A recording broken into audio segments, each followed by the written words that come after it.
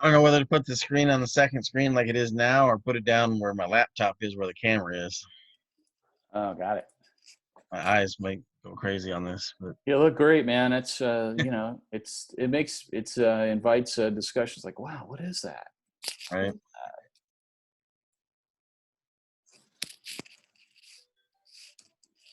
Oh, see what I say? I got a client. Oh, actually, this is Gail. No. All right, let me mute myself here.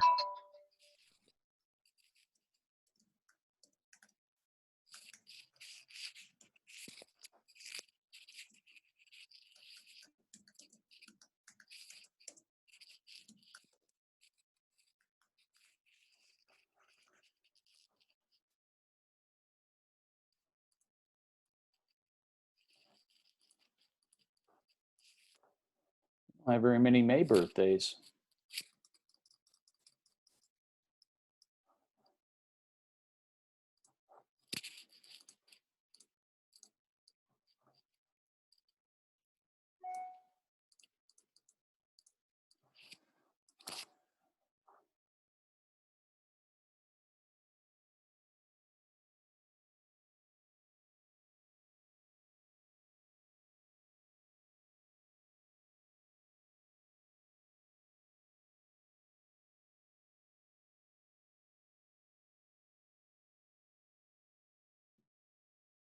Hello, Don Crane. Doing well, buddy. How are you doing? Outstanding, outstanding. Great to see you. It's good to see you, man. Great to see you. I'm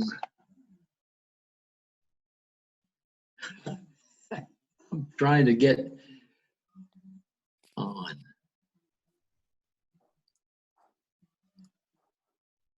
Here comes Kim. All right. Top of the day, Kim.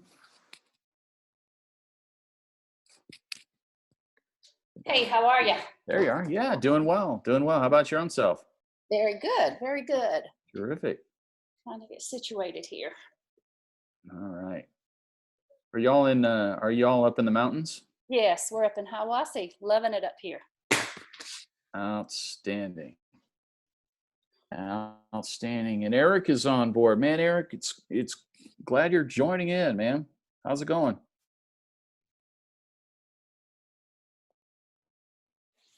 Oh, hang on a second. Unmute. Just go bottom left, unmute yourself there. Hey, how are you, sir? Hey, doing great, doing great. Well, you know, the good thing is that with Zoom calls, if somebody is smiling, it doesn't matter if you're muting your audio. So there you go. That's true. Hey, I'm going to pop off this call real quick and then reconnect in just a second. I was trying to help somebody else log into a Zoom meeting. Give me just 1 second, okay? All right. See you in a bit. So we'll just hit that leave.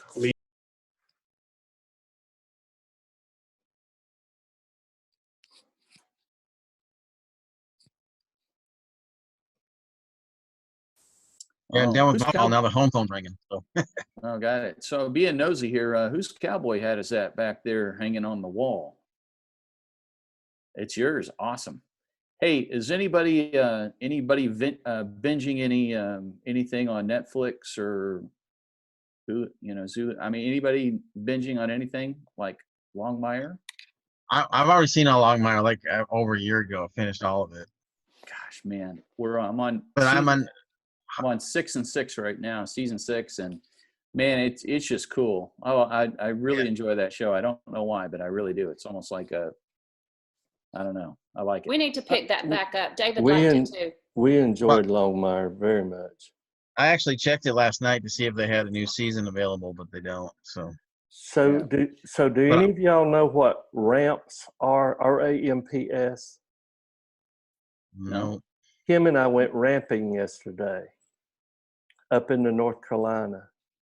Okay, Bike? do explain. What is ramping? So it looks kind of like a green onion, except instead of having shoots, it has 2 or 3 leaves sticking up, and they're really narrow leaves. And when they're about 6 inches or so, they're mature. and you go up into the national forest and the higher elevations. Kim, I think we were at 4,100 feet elevation yesterday, and you go out in the woods and you forage for them, and they taste kind of like an onion, but they have this garlicky, buttery taste. And we brought some home and fried them up for dinner. They're awesome. Hey, next time when you're out there hunting around, take a picture of what they look like, and then if you don't mind, and we'll share it. And then also, do they have morels in Georgia? I remember when I lived in the Midwest, man, we used to go morel hunting, and it was like, you don't park your truck even close to where you're hunting for your mushrooms and stuff like that. And, you know, you take that stuff home, chop it up, put some butter on it, and cook it. Oh my gosh, that was just the biggest treat in the world. It's like productivity in Iowa went in half because everybody was out mushroom hunting. If you go look Not the funny mushrooms. Yeah, I was gonna say funny mushrooms would do that too. If you go look at either mine or Kim's Instagram or Facebook stories, there's pictures of them. She even used one as a garnish in a Bloody Mary last night. No kidding. Wow. Okay. All right. Now the other thing that I've been watched 11 seasons of Heartland. I like that. I started that. I like that. Yeah, and so 12 and 13 are already out, but you can only get it with Netflix of UK or Canada. So I've got a VPN I download that lets you log in, so it scrambles your access, so I can log into Netflix now in any part of the country, any part of the world. Oh wow! So I'm starting to watch season 12, and I saw that I can watch season 13 on the UK one. Oh, cool, David. Plus Doctor Who is, I can see what a ramp 7, 8, 9 on Doctor Who too. So on UK. Nice. All right. Well, that's terrific, man. It's get all this kind of these cool things. Anybody heard the term fatwood? You know what fatwood is? Yeah, it's kindling. Yep. Yeah. So if you're out high, look at those suckers. No. Yeah, so fatwood is when a pine tree, rots and goes down. All of that sap, all of that turpentine goes down into the root system. And if you take a hatchet and cut some of that out, man, you'll be able to start a fire in no time. Not ideal in your fireplace. Yeah, we put really it in our. Really good for outside. We put it in a fireplace. Yeah, see. Yep. We order it from LL Bean. Smells good. Yeah, it's great stuff. Art MacQueen. Hey, Linda Martin. Linda, what was it you wanted to tell you how I did something? Oh, Todd was talking about the Netflix, and I said, I want to know how he did that because I came in on the end of that conversation. Yeah, it's a subscription. You have to pay for a VPN, virtual and private network. ExpressVPN is promoted by Kim Commando. Oh, okay. So my husband follows her. Thanks. Yep.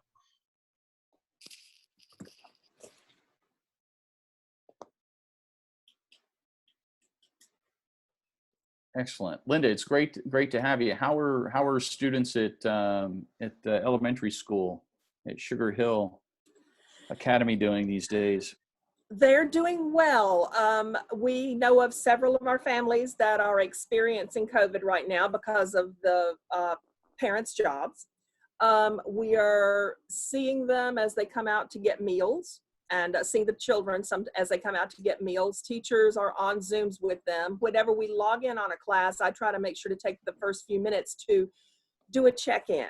How are you doing? How are you feeling? And kind of take care of that social and emotional part of it, and let them know that, it's been hard for me to think. It's been hard to focus on reading, and they know how much I love reading. And I said, I've been reading shorter books, shorter stories, and that helps. And just kind of modeling, we're all going through this. We're all a little afraid, but it's going to be okay. And we talk about it, so I asked the principal if we could put a message on our reader board outside. Right now it's left with, March 27th, there's no school. But I came up with a little, it'll be okay. We love you. We miss you. we will see you again, just something kind of positive that they'll see as they drive by. So. Good. Is there a daily drop off of food at Sugar Hills? Monday through Thursday, the buses run their route, and they'll stop at the houses. People will come out, and the paraprofessionals, that's part of their daily job, so they can still get paid. The bus drivers can still get paid. The cafeteria workers can still get paid by doing this, by providing food.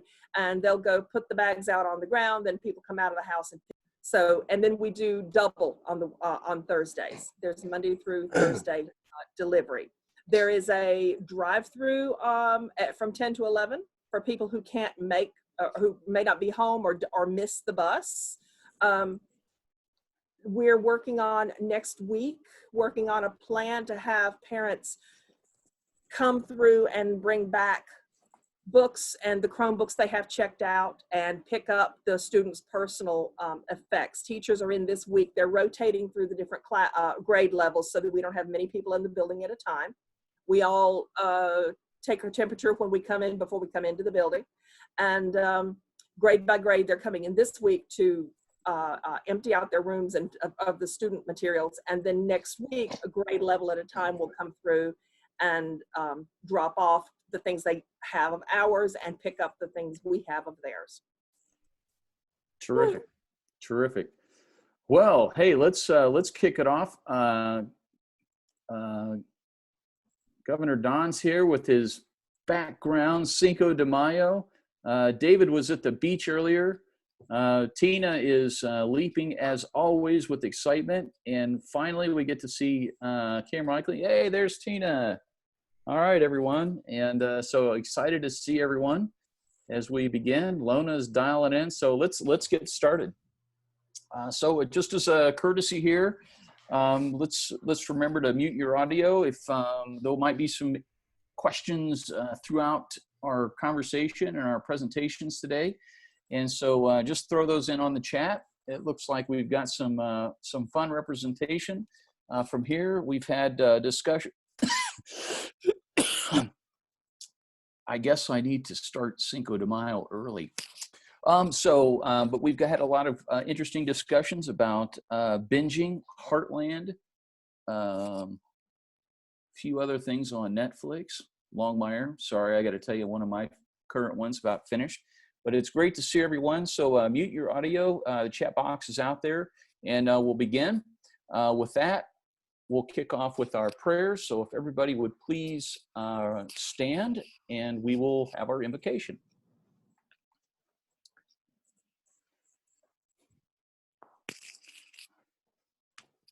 I'll do it this way. God, please be with us as we serve our community through Hall County and around Georgia and around the world. Guide us to those who cries for help cannot be heard, and show us how to put serving their needs above the needs of ourselves. Lord, I ask that we have the eyes to see, the arms to reach, the ears to hear, in which we can touch those in ways of sharing a hug, and that others care for each other deeply. In thy name we pray. Amen. All right, thank you, everyone. Welcome, welcome, welcome. We'll begin here with any announcements. We have some upcoming things with districts. So Tina, since you're in here, I'll let you cue that up at some point. If you want to do that at the end, that would be great. Sure. It is really cool that you're here. If you want to do it now, that's fine. You can just go, yep, or we can wait to the end.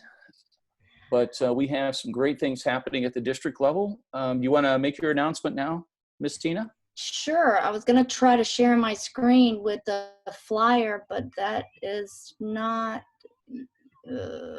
Sorry, Tate. It's not going to let you do it. I'm sorry. Okay, that's okay. Didn't know. Okay. No worries. I can be the voice here. We have an amazing district assembly planned for May 16th. It will begin with our General Assembly from 9 till 11.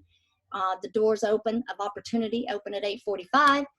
And at 9:30, Holger, Rotary International President-elect Holger, will address us live. And we'll have a short little break. And then Rotary International Director Stephanie Yurchik will address us again. And then after that, we're going to have some breakouts for president, president-elects, nominees, and secretary treasurers, and Rotary 101. Then the following week, we will have Monday through Thursday breakout sessions. You name it, we've got it. We've got a great training team. Don is on the call, I think. He and the training team have done an unbelievable job with technology and how we're going to present district assembly this year, embracing the challenges that we have. So you can register for those on DACDB. Another email went out this morning with the information. It's all out there on the website and DACDB. It's going to be exciting. Great presentations. Terrific. Thank you very much, Tina. And also want to acknowledge that Chad Bingham has joined in here. I saw his, there's a smile. I was looking around and people keep coming in and moving around. So it's like, there he was. So thanks, Chad. Welcome aboard. And so as we get started here, just a couple of notes and times to put on your schedules too, is that we have a couple of May birthdays. Lisa Warwick's is May 23rd. And Luis Claudel's is coming up on May 27th. So, you have a little bit of time to practice your vibrato and your singing and your voice to sing happy birthday. And so with that, we're going to kick it off here with our very special presentation on Cinco de Mayo. David Stovall, take it away. Good afternoon, everyone. I am so excited to be here today with you all. We're going to have a Cinco de Mayo party in grand style. I've invited Past District Governor Art MacQueen to kind of MC our event today. Art and I have worked together for a good number of years. He lives in Palm Coast, Florida, just north of, well, I don't know what it's north of, it's south of Jacksonville maybe. And he was the chair of the Leadership Summit in Norfolk this past year, in Atlanta this past year. And the prior year to that, he was the captain of the ship at the Pirates Bash on Saturday evening in Norfolk. So with that, I'm going to turn the floor to Art. Go for it, man. So good morning, everybody in Hall County and beyond, apparently. So awesome, and I'm feeling a little bit bashful here. Tina's knocking down all these big names you guys have got coming in for your district assembly, and you got me here talking on Cinco de Mayo. So I think you can see my picture up there. Is that correct? Awesome, because I know a lot of you, some of you I don't. I wanted you to see what I was looking like prior to this this lockdown. And by the way, before I forget, I don't know if any teachers are on here, but it's National Appreciation for Teachers Week as well. So thumbs up to all our teachers out there. But anyway, been locked down for, dang near 2 months now. And so I wanted you to see what, if you take advantage of this opportunity, what can happen to you. So I'm going to share my video now and give you a look. I mean, look at this chest I'm developing and these arms. I mean, my hair grew out. It's crazy what can happen in the course of a mere 2 months if you put your mind to it, right? So I also wanted to share, I don't know if you guys are like my wife and I, but we have a pretty complete liquor cabinet. And being Cinco de Mayo, I got my good buddy Matador here with me. And I noticed when I pulled this out for this day, for this party, that label, liquor doesn't have a born on date. I don't know if you're aware of that. I can't find one. And it doesn't have an expiration date. It'll kill everything forever, right? But this bottle is so old that my label's looking more like parchment paper. And, but you keep a complete liquor cabinet because you never know who's going to show up, right, David? I mean, I am not a Jack Daniels kind of guy, but when my bud David shows up, I got to have a bottle of Jack around so that we can have a cocktail in the evening. But there is no expiration date. Additionally, I don't know if you guys had an opportunity to see Mark's promo piece for the convention. That was Mark Maloney's bobblehead doll for the convention. We made him a little poncho in honor of Cinco de Mayo. And I don't know if this is being recorded. If it is, I'll probably never have to worry about doing anything again. And that's one way you get out of doing those things, is just by putting up a Mark Maloney bobblehead doll with a poncho on it. But it is Cinco de Mayo, and thanks, Don, for putting up something crazy.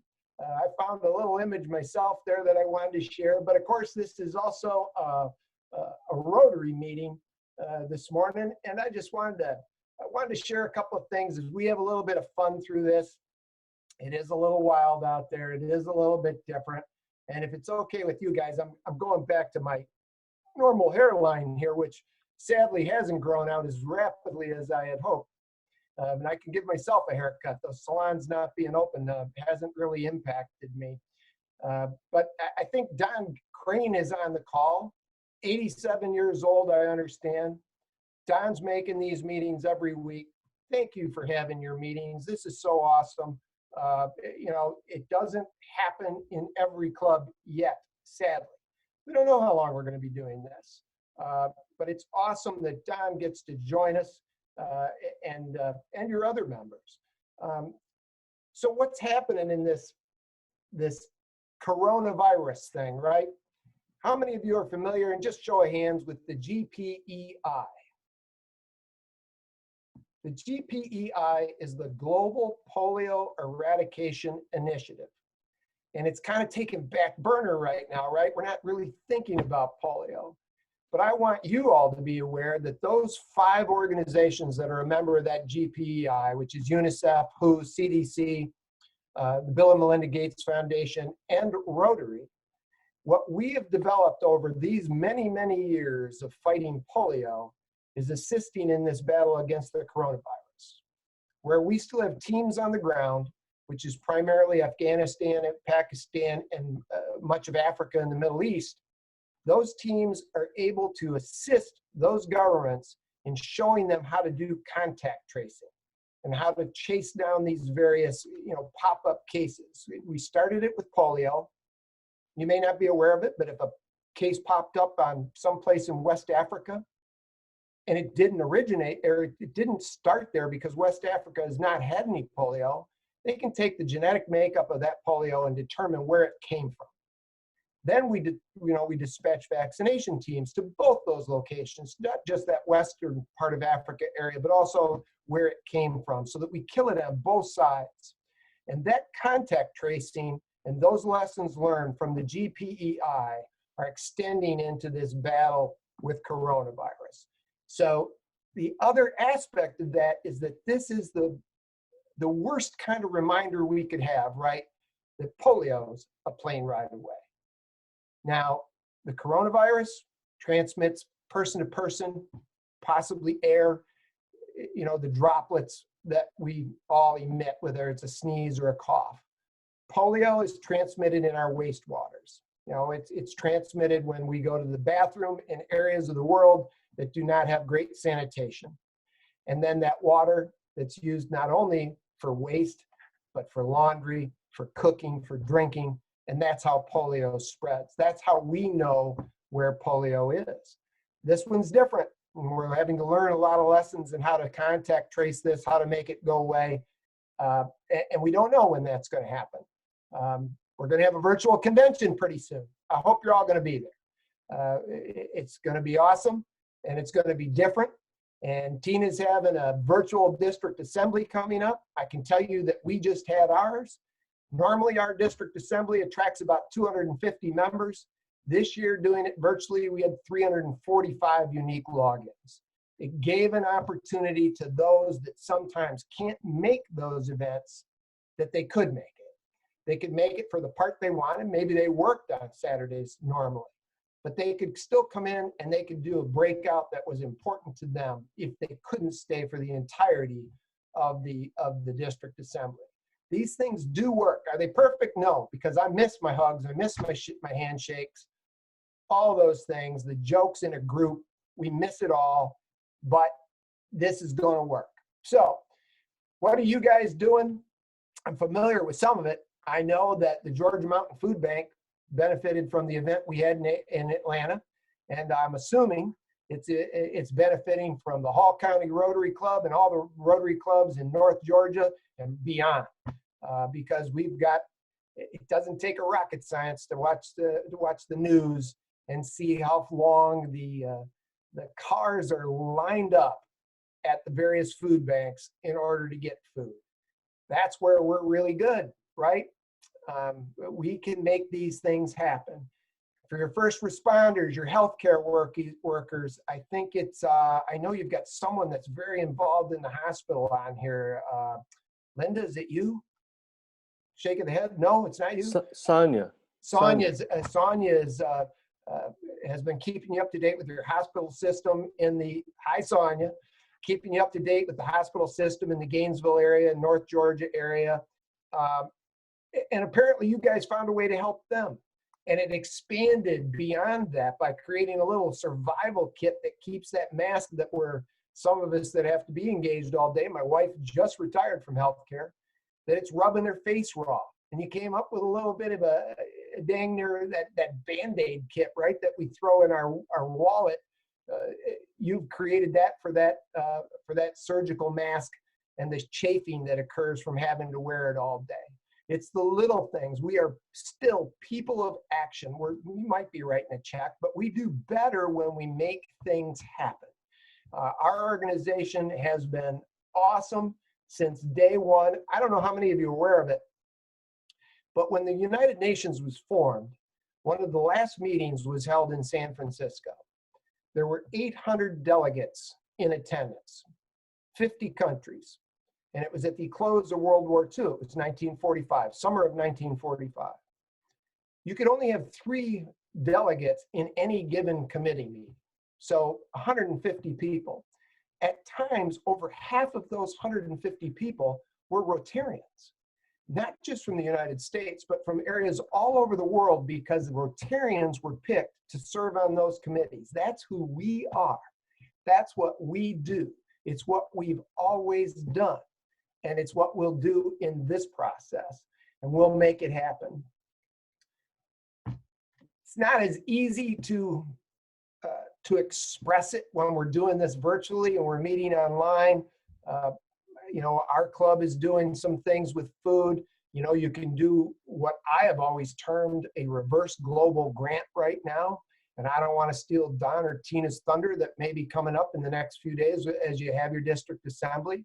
But it's always been a bit of a challenge for us to do a global grant in our own backyard, because our partner district, that international district, had to, by rule, come up with 30%. And if you're doing a lot of, you might be doing a lot of global grants in Honduras or Nicaragua or Africa. And usually if you get $100 out of that partner club to do that global grant, you're pretty happy. And you're assuming that they've got skin in the game and they're going to be fully attached. Right now, that 30% rule for us to do a global grant in our own backyard is waived, as are some other rules as they apply to global grants. That means you have an opportunity to do a $30,000 project or greater right here in your backyard. We're working on one right now. Maybe Don is, one of your other clubs is, I don't know, but it's something to consider. Where there's a need, we can right now find a way. The gloves are off. And David is always, from a board perspective, Don learned this going through governor training. Tina learned this. Kim learned this going through governor training. The gloves are off. Whatever works, whatever makes us successful, we're going to do it. And then we're going to share it with the rest of the Rotary world, even if it broke a rule, in order that they can use those same things in order to be successful.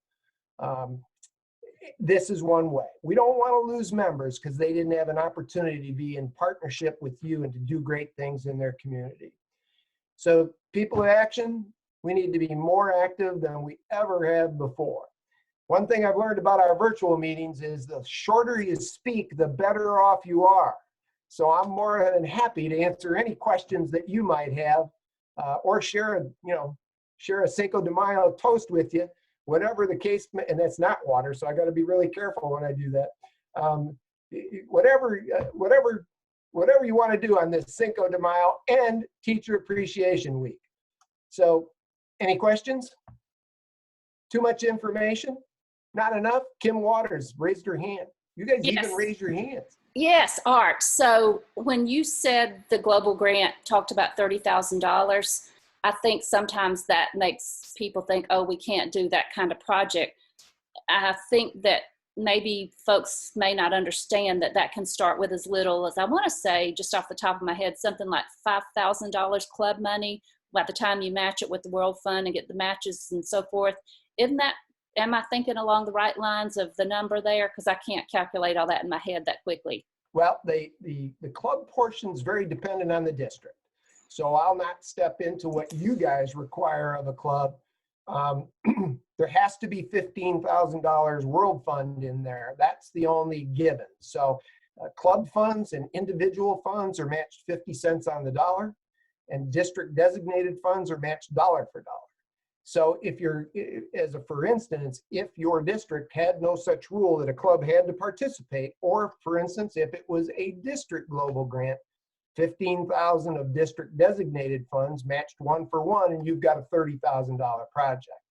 30,000 and 15,000 are the only two floors, the only two things that are a requirement. And by the way, this has to be COVID related. The rules were waived for COVID related grants. So whether it's something that's healthcare related, could be school related. I mean, I'm seeing some very innovative things come out right now because our kids aren't graduating. My grandkids didn't get to play spring sports, may not play fall sports. You got kids that are going to go to college this year, probably didn't get an opportunity at a scholarship if they were on track, cross country, or I'm sorry, maybe they didn't cross country, but track, play baseball, swimming for us is also a spring sport. So who knows?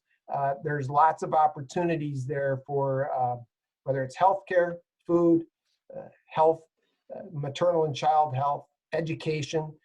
We've got lots of holes in the system right now, right? Lots of kids that don't have laptops. They're home doing virtual school with no means to do it, and can't go to a library and sit with a bunch of other kids and do it, because that's, in our community, we're still on the no more than 10 in a given space with social distancing required. So, but we did open a couple of beaches, which are also socially distanced.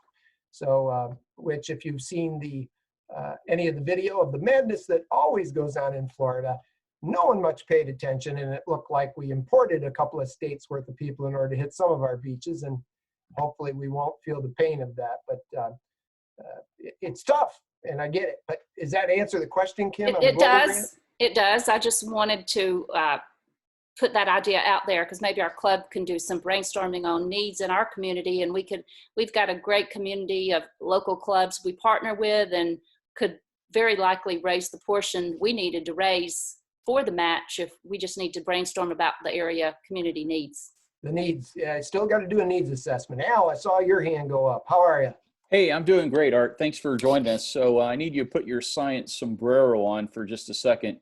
You had mentioned something about genetics and that polio can be, I'll just, the way that I heard it was that they can determine where polio originated based on somebody who has polio and their genetics. Is that what I understood?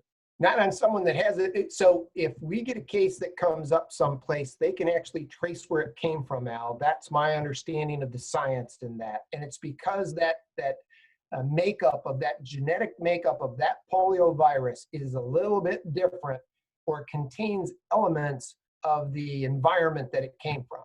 So if you had a case in Chad, for instance, that genetic makeup would be just slightly different than where it came from, possibly in Nigeria, right? So that's how and it's amazing. I've seen video of it. I've sat in with our folks at RI and with folks at the CDC to see some of these presentations, how accurately and how closely they can tell you. So then we hit the ground, and I think a vaccine dose still costs us about 75 cents to deliver.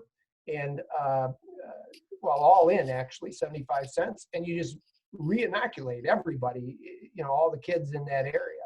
When you think about it, it's not that much different. We were 1,000 cases a day. And right now we're exceeding that with this one, right? So, but it's a different makeup. Go ahead, Al, sorry.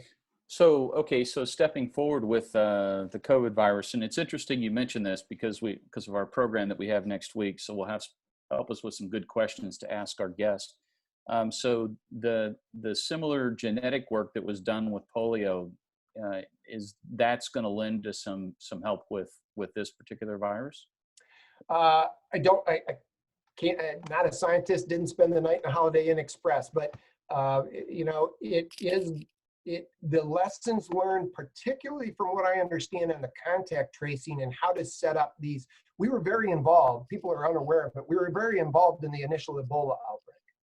So it was our teams that were helping to set up those testing sites, that contact tracing. So those are the kinds of lessons, you know, the same way we track that polio wherever it came from, those kinds of lessons we may be able to extrapolate a whole bunch of info from. Terrific. Thank you for that, very much so. Chad's got a Cinco de Mayo, nice batch of sombreros there too. Anything else? I got to work out, you guys. I mean, you don't get this kind of body without pumping a lot of, you know, I've graduated from 12-ounce beers to whatever this bottle weighs. So, you know. All right, thanks for zooming up to Gainesville, Georgia, and being with us today. We appreciate all you're doing, bud. Thank you. Thanks for having me. And look at that, another one in the Governor Cord just came in. Mike Berg, is he always late, Don? No. What do you mean I'm always late? Don't pick on me. Just popped in. Wouldn't be me if I didn't give you a little grief, Mike. You know, I mean. Art just finished the program, Mike. Great to have you with us, bud. This is my third Zoom already. Please don't pick on me. Hey, David. We are, some of us are getting some zoomed out. I can't argue with that. It's something. Yeah, thank you, Al. There is some discussion on the chat thread if everybody is seeing it. I mentioned maybe another hospital project, and then Sonia's got some ideas, and Lona's saying, let's talk about this. So we have the resources to make a difference and support our Sugar Hills Elementary or the hospital or the Georgia Mountain Food Bank. We're people of action, and I'm just challenging you all to get on board with me, and let's go do some good in the world here, especially in Hall County. Still got to dig yourself up a partner club and partner district. So you're going to have to draw on some of those relationships, you governors, that you've developed all over the world in order to do something like that. It's easier than you might think. I bet you I can find a club even somewhere in this world on a moment's notice, folks. Y'all just belly up and I'll find your partners. I bet that Dawsonville Club might want to help us out a little bit. What do you think, Mike Bird? Hey, we're always available. Delsonville will partner up with us, and then we'll find our partner club on the other side of this rock, and we'll get it done. Y'all just got to decide what you want to do, men and women. Fair enough. Sounds like fun, and some further conversations on that. Just want to make a couple of announcements before we ramp up with the four-way test. Number one, so next week's program, coincidentally, and if you want to share it with others, I think this is a great opportunity to share the link. We're going to have Leland and Henry Taylor come in and speak with us. And so just so that you know, they're across the pond. I should say Dr. Taylor. Leland now is his thesis is in a hardbound, gold letters, beautiful paper on genetics. Both of them, I don't know if they're in exactly the same area. I know that Henry is working with Dr. Collins at the National Institute of Health on genetics, and there's some things there are things that are going on with genetics and studying that with virus. So for next week, I think it's going to be a fascinating, interesting conversation. So anybody that's got a little bit of a nerd hat on them and likes science, it's a good time. Invite some others. Other than that, Amanda wanted me to share too that this coming Friday at 4:30, we're going to have a little social online. So belly up at home, is that the right term? I'm not sure what to do, but grab your computer, grab something that's refreshing, and join us at 4:30. You'll be getting an invite and information on that very, very soon. And also, last but not least, we always leave a couple of minutes in here if we have any Notifications or information from our local public servants. Eric Rockfell from Gainesville Fire Department and Public Safety, Jerry Shadbolt, and also Sonia McLendon. If any of you have something you want to say, just raise your hand, unmute yourself, and get started. So Sonia, you're it. So good morning, everybody, and thank you, Art. That was fantastic, and I'm so grateful that you spent some time with us, and thank you, David, for bringing him. And I certainly needed that laugh today, and also your wise words. I serve as an executive here at Northeast Georgia Health System, and it's a little bit of a rough week for us. We are seeing our numbers continue to increase of our positive patients. We also have some of our own our own nurses who are in our own ICU. This is real, you guys. I know that we are trying to open up the economy. I know that we are itching to get out there, but we still have some really sick patients here. We are very fortunate to have resources to be able to take care of them, but we still have some very sick people. The good news is we are discharging far more who get to go home, and every time, I told you guys last week, we play Journey's Don't Stop Believin'.